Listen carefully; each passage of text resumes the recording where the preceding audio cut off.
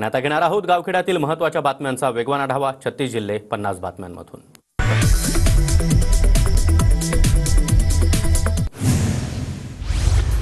वडीगोद्रीमध्ये OBC Maratha आंदोलक आमने सामने. ओबीसी आणि मराठा आंदोलकांची घोषणाबाजी. परिस्थिती नियंत्रणात ठेवण्यासाठी पोलीस बंदोबस्तात वाढ. जालन्याच्या वडीगोद्रीमध्ये लक्ष्मण हाकेंच्या उपोषण स्थळासमोरून मराठा आंदोलकांची रॅली. हाके समर्थक आक्रमक. दरम्यान मोठ्या प्रमाणात दोन्ही बाजूने घोषणाबाजी. परभणी जिल्ह्यामध्ये उद्या सकल मराठा समाजाकडून बंदची हाक. मनोज जरांगे यांच्या उपोषणाला समर्थन म्हणून बंदचा निर्णय. व्यापाऱ्यांना बंद ठेवून सहकार्य करण्याचं आवाहन. धुळे सोलापूर महामार्गावर राडा. अंतरवली सराटीकडे जाणारा रस्ता अडवल्यामुळे मोठा राडा. जालना जिल्ह्याच्या घनसावंगी तालुक्यामध्ये मनोज जरांगे यांच्या समर्थनार्थ रास्ता रोको आंदोलन. तीर्थपुरी, बानेगाव, भोगगाव त्याचबरोबर रामस गावामध्ये रास्ता रोको करत आंदोलकांची घोषणाबाजी. अहमदनगरमध्ये सकल मराठा समाजाच्या वतीनं तहसील कार्यालयासमोर उपोषण. आरक्षणाची मागणी मान्य होईपर्यंत उपोषण करणार. आंदोलकांचा इशारा. एसटी प्रवर्गातून आरक्षणाच्या मागणीसाठी धनगर समाज आक्रमक. धनगर बांधवांचा मंगळवारी राज्यव्यापी मेळावा होणार.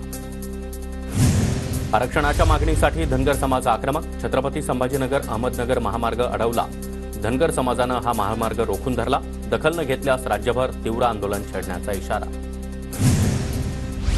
पंढरपुरातील धनगर आंदोलनाचा मालेगावच्या जळगाव निंबायतीमध्ये पडसाद. पुणे इंदूर महामार्गावर धनगर बांधवांचा रास्ता रोको.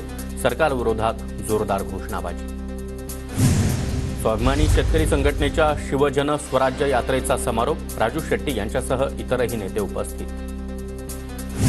आगामी विधानसभा निवडणुकीमध्ये राज्यात महाविकास आघाडीची सत्ता येणार ही काळ्या दगडावरची रेघ.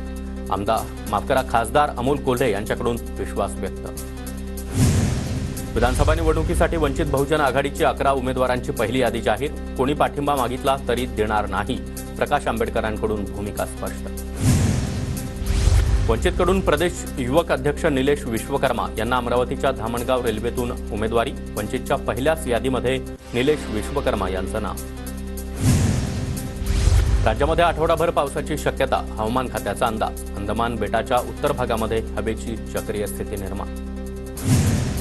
परभणी जिल्ह्यामध्ये कालपासून पावसाची हजेरी. पावसाच्या हजेरीमुळे सोयाबीनला मात्र धोका. सोयाबीन उत्पादक शेतकऱ्यांची चिंता वाढली. धाराशिव जिल्ह्यामध्ये अनेक दिवसांच्या विश्रांतीनंतर पावसाची हजेरी. कांदा आणि तूर पिकांना दिलासा तर सोयाबीन आणि उडीद पिकाला मात्र धोका. गडचिरोलीमधील डार्ली गावामध्ये वीज पडल्यानं 11 महिला गंभीर जखमी. शेतीच्या कामासाठी गेलेल्या एका महिलेचा मृत्यू. जखमी महिलांवर रुग्णालयामध्ये उपचार सुरू. दोघींची प्रकृती गंभीर.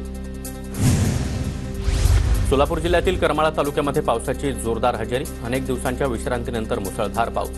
मुसळधार पावसामुळे शेतकऱ्यांमध्ये समाधानाचं वातावरण. जिंतूरमध्ये सरसकट पंचनामे करून नुकसान भरपाई देण्याची शेतकऱ्यांची मागणी. शेतकऱ्यांकडून तहसील कार्यालयासमोर जागरण गोंधळ आंदोलन.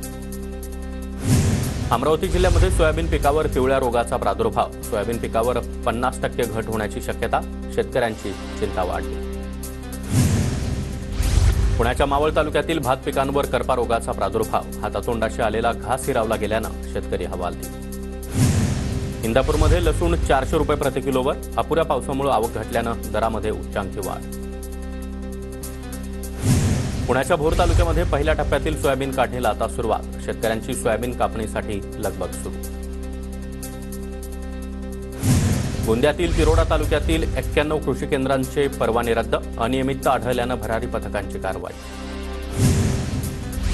केंद्रीय राज्यमंत्री रक्षा खडसे यांना डेंग्यूची लागण. मात्र तरी देखील बुलढाण्यातील नागरी सत्कार कार्यक्रमाला खडसे यांची हजेरी. गोंदियातील संत गाडगेबाबा ग्राम स्वच्छता अभियानामध्ये सिरेगाव ग्रामपंचायत राज्यामध्ये पहिली. 23 सप्टेंबरला पुरस्काराचं वितरण होणार. भंडारा जिल्ह्यातील 21 महाविद्यालयांमध्ये कौशल्य विकास केंद्र सुरू. पंतप्रधानांच्या हस्ते ऑनलाईन उद्घाटन. युवा तरुण तरुणींना लाभ होणार. गोंदियाच्या आमगाव आणि सालेकसा तालुक्यातील 29 गावांचा पाणीपुरवठा बंद. लाईट बिल न भरल्यामुळे महावितरणकडून जलशुद्धीकरण केंद्रावरील वीज पुरवठा खंडित.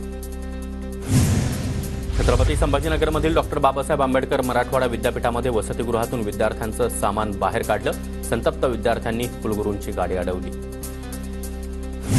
छत्रपती संभाजीनगर नाशिक महामार्गावर खाद्यतेलाचा टँकर पलटी. टँकर पलटी होताच तेल घेण्यासाठी लोकांची चांगलीच झुंबड.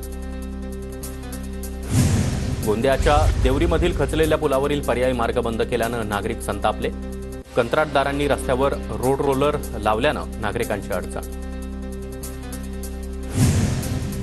बुलढाण्याच्या घाटबोरीमध्ये बँक ऑफ महाराष्ट्रवर संभाजी ब्रिगेडची धडक. शेतकऱ्याच्या अनुदानाच्या खात्याला होल्ड लावल्यानं पदाधिकाऱ्यांनी मॅनेजरला सुनावलं. नाशिकमध्ये 5,945 लाडक्या बहिणींचे अर्ज तात्पुरते रद्द. कागदपत्रांच्या पूर्तता नसल्यानं 454 अर्ज नामंजूर. महानगरपालिका कार्यक्षेत्रामध्ये 4,485 अर्ज प्रलंबित. अंगणवाडी सेविकांना पुन्हा आंदोलनाचा इशारा. 3,000 वेतनवाढ निर्णयाची अंमलबजावणी न झाल्यानं सोमवारपासून जेल भरो आंदोलन. नांदेड जिल्हाधिकारी कार्यालयावर ज्येष्ठ नागरिकांचा मोर्चा. महिन्याला 3,500 पेन्शन आणि वैद्यकीय सेवा मोफत उपलब्ध करून देण्याची मागणी. सांगलीच्या पलूस तालुक्यातील अमनापूरमध्ये चित्रबलाक आणि चमचा या पक्ष्यांचा मुक्त संचार. परिसरातील पक्षप्रेमींना मोठी पर्वणी. नाशिकच्या कपालेश्वर मंदिरामध्ये दानपेटीवरून भांडण. दानपेटीतील पैशावरून वाद झाल्याची प्राथमिक माहिती. 2 गटामध्ये झालेल्या भांडणाचा व्हिडिओ देखील समोर. जळगावच्या पारोळा पंचायत समितीमधील 2 अधिकाऱ्यांना लाच घेताना रंगेहात अटक. जळगाव लाचलुचपत प्रतिबंधक विभागाच्या पथकाची कारवाई. वर्क ऑर्डर काढण्यासाठी मागितली होती लाच. ठाण्याच्या शहापूरमधील डोलखांब परिसरामध्ये महिलेसह वृद्धाला बेदम मारहाण. घटनेचा तपास करून पोलिसांकडून दोषींवर कठोर कारवाई. यवतमाळच्या गुंजमध्ये दागिने चमकून देण्याच्या बहाण्यानं फसवणूक करणारा जेरबंद. एक साथीदार मात्र पळून जाण्यात यशस्वी. पुणे जिल्ह्यातील वाल्हेमध्ये गॅस चोरीची घटना. प्रत्येक सिलेंडरमधील 2 ते 3 किलो गॅस कमी असल्याचा धक्कादायक प्रकार समोर. नागरिकांकडून एजन्सी चालकाला धारेवर धरण्यात आलं. पुण्याकडून लातूरच्या दिशेनं जाणाऱ्या खासगी बसला अपघात. बस उलटल्यानं 20 प्रवासी जखमी. जखमींवर लातूरच्या रुग्णालयामध्ये उपचार सुरू. ताडोबा मार्गावरील नवीन सिन्हाळा वसाहतीमधून 7 वर्षीय मुलगा बेपत्ता. बेपत्ता मुलाला बिबट्यानं उचलून नेल्याची शक्यता. भावेश झरकर असं या बेपत्ता झालेल्या मुलाचं नाव. पुण्याच्या कर्वेनगरमधील श्रीमान सोसायटीमध्ये एकाची धारधार शस्त्रानं हत्या. हत्येनंतर घरातील रोख रक्कम आणि मौल्यवान वस्तू घेऊन आरोपी पसार. अंगणवाडीतील पोषण आहाराच्या खिचडीमध्ये अळ्या आढळल्या. जळगावच्या हरिविठ्ठल नगरमधील प्रकरणाची चौकशी करून कारवाईची मागणी.